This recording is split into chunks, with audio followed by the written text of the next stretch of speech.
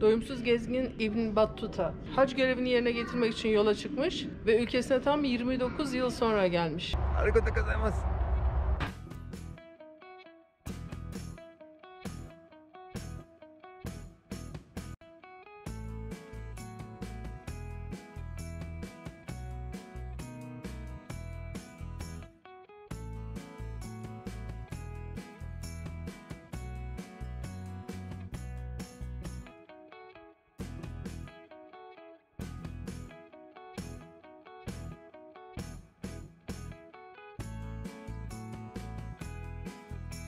Konya Bilim Parkı'na gidiyoruz şu anda. Aslında tam önündeyiz, gitmiyoruz. Bayağı önündeyiz yani, geldik. Şöyle bir dönelim. Ve Konya Bilim Parkı. Şu anda Konya Bilim Merkezi'nin içindeyiz ve ilk bölüme giriyoruz. Bilimin Sultanları bölümü. Yani eski Türk bilim adamlarının bölümüymüş burası. Girelim bakalım nasılmış. Arkamızdaki harita Altın Çağ'ın buluş ve keşifleri haritası. 1000 yıl süresince. Şu kırmızı olan bölge tamamen 1200'lü yıllarda İslamiyet'in ulaştığı en büyük haritayı gösteriyor. Ve bu dönemde gerçekten çok fazla buluşlar yapılmış. Avrupa karanlık çağdayken İslamiyet inanılmaz bir bilim merkezi halindeymiş. Bir sürü buluşun ilk yapıldığı yerlerdenmiş. Ama sonra ne olmuş da böyle olmuş? Nasıl olmuş da onlar bizi geçmişler? Biz hala olduğumuz yerde saymışız. Bilmiyorum. Bir sürü buluşlar yapılmış derken bu buluşlar her alandaymış. Tıpta, inşaatta, matematikte, astronomide. Şu anda burada İslam alimlerinin yaptığı buluşların örneklerini göreceğiz, neler olduklarını. Mesela bu Cezeri'nin yaptığı ema basma tulumbanın örneği. Bu makine aynı zamanda içten yanmalı modern motorlarda bulunan piston ve silindirlerdeki aynı mekanizma ile çalışıyor. Bu da Takiyüddin'in 6 silindirli pompası. Su buradan çarktan akarken arkayı döndürüyor. Arkaya döndürdüğünde her biri bir tanesini yukarıya kaldırıyor. Kurşun ağırlıkları aşağıya bastırdığında suya basmış oluyorlar ve şu borunun içinden normal su akışını sağlamış oluyor. Bu da günümüzde kullanılan 6 silindirli pompanın birebir aynısı. Doyumsuz gezgin İbn Battuta 1325 yılında hac görevini yerine getirmek için yola çıkmış ve ülkesine tam 29 yıl sonra gelmiş. 120.000 kilometre yol yapmış. Tunus, Cezayir, Libya, Mısır, Somali, Türkiye, Tanzanya, Arap Yarımadası, Afganistan, Irak, Rusya, Hindistan, Sri Lanka, Çin gibi ülkelerin neredeyse tamamını dolaşmış ve kendisine bir günlük yazmış. Bu günlükte tanıştığı bilim adamlarını, ziyaret ettiği türbeleri, 2000'den fazla tanıştığı insanın hepsini isimlerini de not etmiş. Tabi o dönemde 29 senede 2000'den fazla insanla tanışmış. Biz neredeyse bir senede tanışıyoruz 2000'den fazla insanla. İbn Battuta bizim gezgin atamız. O zamanlar YouTube olmadığı için kendisine günlük tutuyormuş. Biz de şimdi günlük yerine YouTube videoları yapıyoruz. O günlüğünü insanlarla paylaşmış. Biz de YouTube videolarını sizinle paylaşıyoruz. Bunlar insanların seyahat ettikleri yollar. Mesela şu turuncu yol Marco Polo'nun yolunu gösteriyor. Orta Asya'da nasıl bir rahatlıkla seyahat etmiş. O zamanlar seyahat birazcık zormuş, evet. Atlarla, eşeklerle yapılıyormuş veya gemiler üzerinde aylar ve yıllar sürüyormuş ama en azından vize sorunu yokmuş. Ülkeler birbiriyle kavga etmiyormuş. Biz şu anda gitmek istediğimiz bu ülkelerin çoğuna gidemiyoruz bu yüzden. Bu antik dünyanın en karmaşık mekanizmalarından bir tanesi. Milattan önce yaklaşık 2600 yıllarında bir savaşta Çin İmparatoru yolunu kaybetmiş toz bulutunun içinde ve onun üzerine askerlerine böyle bir araba yapmış. Arabalar hangi yöne giderse gitsin üzerindeki figür daima güneyi gösteriyormuş. Çünkü Çinli askerler hep güneye doğru ilerleyerek yollarını bulmuşlar. Al-Zahravi'nin eski cerrahi aletleri, tıpta kullanılan ve şu andaki bunların karşılığı olan modernler.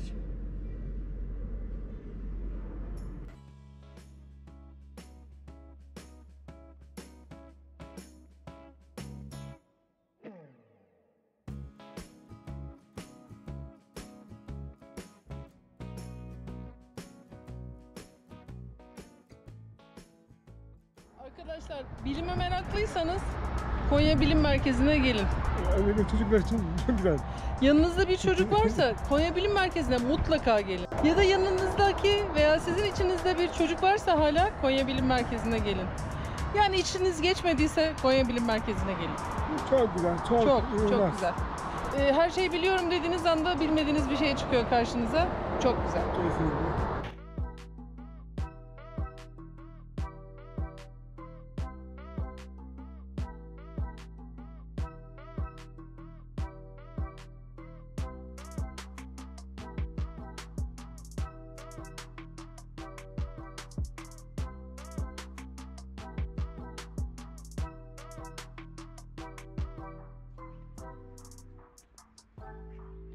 Girdik Japon Parkı'na ama inanılmaz bir şekilde huşu içinde geziyoruz. Hiçbir şey söylemiyoruz. Sessizlik içinde sadece arkadan gelen böyle sakin bir müzik var restorandan. Onu dinleyerek, kuş seslerini dinleyerek yürüyoruz.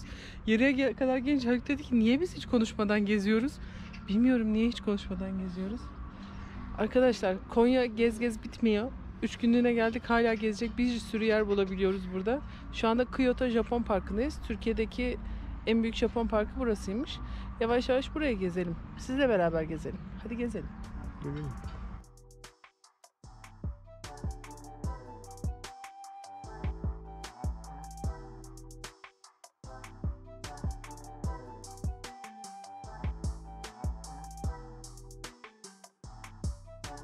Arkamızda gördüğünüz alan kuru bahçe.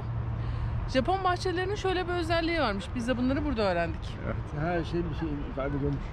Ve bir şeyin eksikliği Japon bahçesinin bütün anlamını yitirmesine sebebiyet veriyormuş. Bak bak bak. Ağaçların hepsi özel olarak yerleştiriliyormuş. Kuru bahçenin özelliği suyu temsil etmesiymiş. Yani o çakıların olduğu kısımlar suyu, toprak zaten toprağı temsil ediyor. Japon bahçesi her ne kadar İnsan eliyle de yapılmış olsa tam anlamıyla doğayı, insanın doğaya karşı olan savunmasızlığını, yokluğunu ifade edermiş. Japon bahçıvanları çırak-usta ilişkisiyle yetişirlermiş. Usta çıraklarını yetiştirip onlara her şeyi öğretmekle mükellefmiş. Arigato gozaimasu. O ne demek? Kanalımıza abone olmayı unutmayın. Bir de çan işaretine tıklamayı unutmayın da. Onu bilmiyorum, tanışmadım. Ha, peki, tamam o zaman.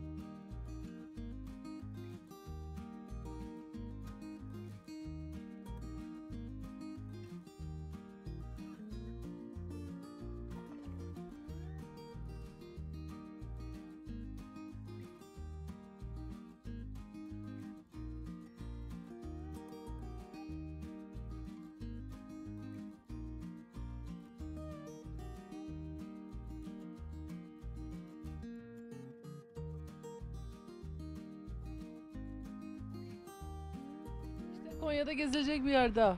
Konya Tropik Kelebekler Bahçesi. Aa, şuna bak.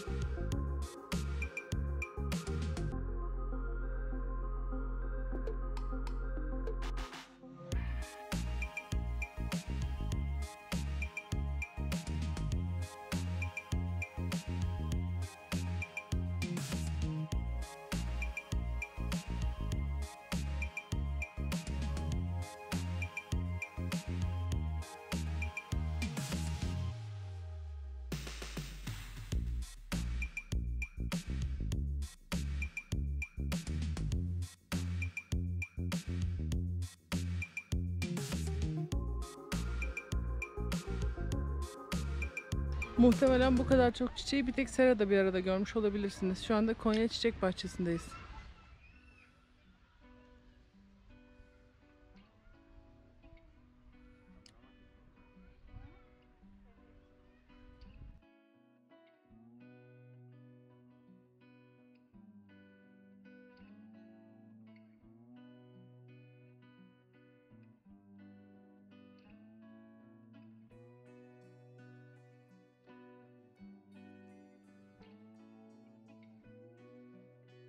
Konya'dayız biz hala. Ve hani şu hazır çitler vardır, hep bildiğimiz yeşil süs çitleri. Onların yapıldığı bir atölyenin önündeyiz. Arkadaşlarımız yapıyorlar. Terdem çit. Şimdi girip nasıl yapıldığını öğreneceğiz. Çünkü ben çok merak ediyorum biçimler nasıl yapılıyorlar.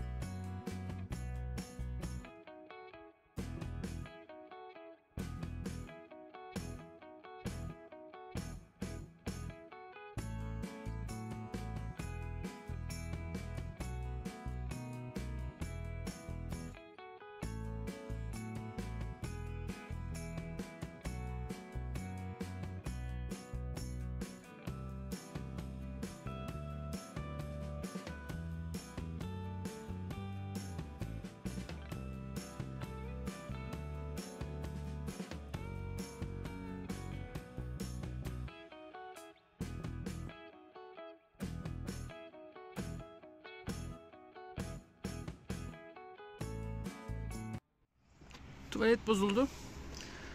Haluk tamirat yapıyor. Ben dışarıda edit yapıyorum. Çünkü attı beni dışarı. Çünkü içeride kıpırdayacak yer yok. Ve canı çok sıkılmış durumda. Çünkü çok bir işle uğraşıyor. Ne durumdasın? Kötü. Eyvah eyvah. Bir de öyle bir yerdeyiz ki Konya'dayız. Onu yapacak adamı bulmamız da mümkün değil burada. Genelde yatçılar ve karavancılar buluyorlar. Konya'da böyle bir sektör yok.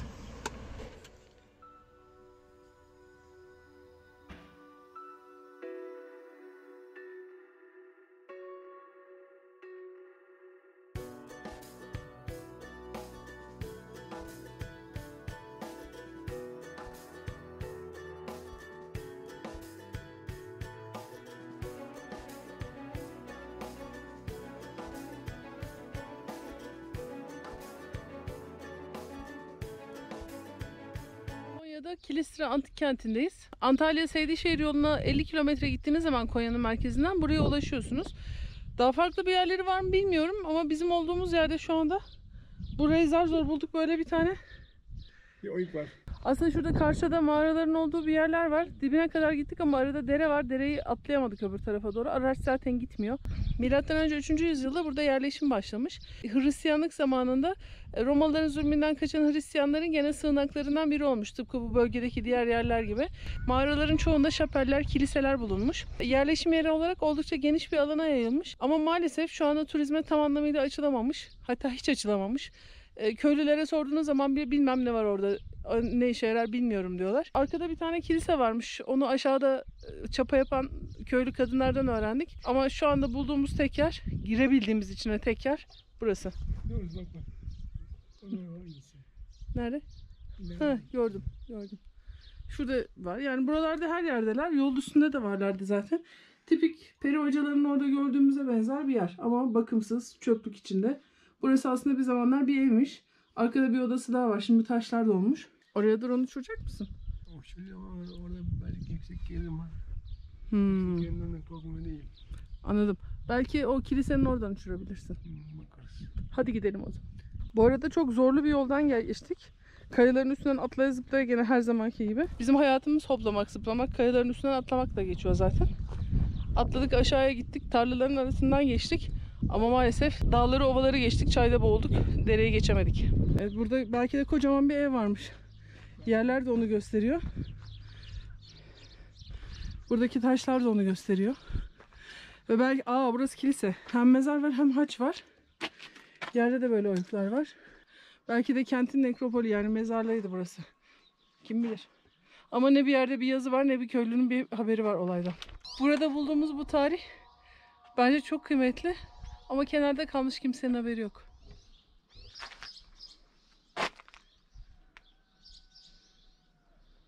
Milattan önce 3. yüzyıla dayandırılıyormuş buranın tarihi demiştim ama meğerse öyle değilmiş. Milattan önce 2000 yıllarına kadar burada yerleşim varmış aslında. Sadece milattan önce 274 yılında bulunan yılına tarihlenen bir mezarda buranın adı geçiyormuş. O yüzden milattan önce 3. yüzyıl diye aklımda kalmış benim.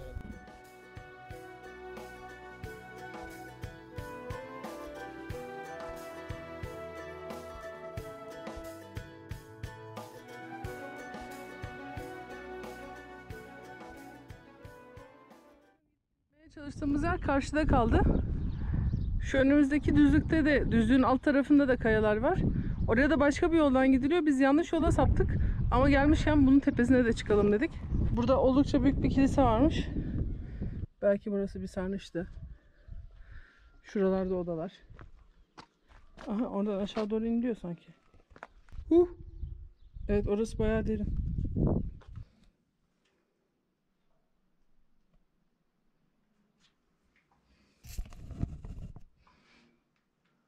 Burayı siz benden daha çok gördünüz. Çünkü kamerayı içeriye soktum. Çok büyük bir ihtimal burası bir mezar. İçeride ses yankılanıyor. Şu anda bile konuşurken yankılanıyor. Çok derin değil. Evet, aynısından burada da var. Bir tane daha mezar. Burası da mezar. Yani mezar olduğunu tahmin ediyorum. Kimse bir şey yazmamış da. Orası da mezar. Burasının aynısı. Ortada bir tane çukur. Kenarda 2 tane yüksek alan var. Tepeden şuradan bir merdiven. Ya da yarı merdiven diyelim. Şöylece aşağıdaki alana iniyor.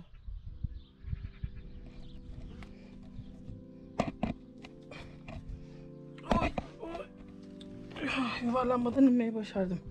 Nerede de katlanıyorum. Seni yuvarlandırırken çekeceğim. Çıkmaz kolay da inmesi. Hayır, öbür taraftan çıkmak daha kolay.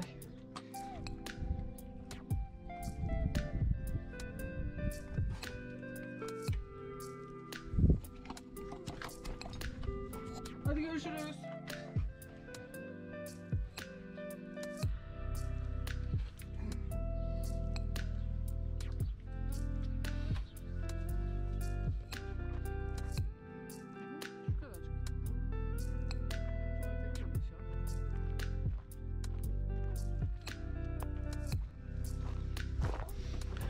Peri bacalarını andırıyor gerçekten de.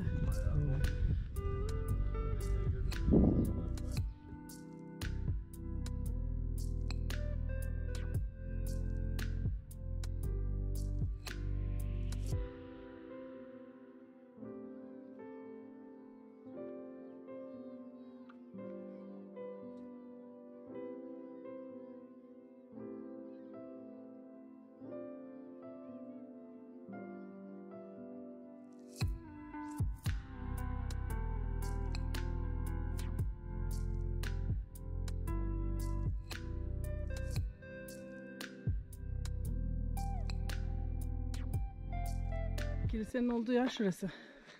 Dışarıdan da kiliseye benzetmişler orayı. Evlerin olduğu yerlerde dış kısımlar önem verilmemiş ama kilisenin olduğu yerde dışarısı da kilise şekline getirilmiş.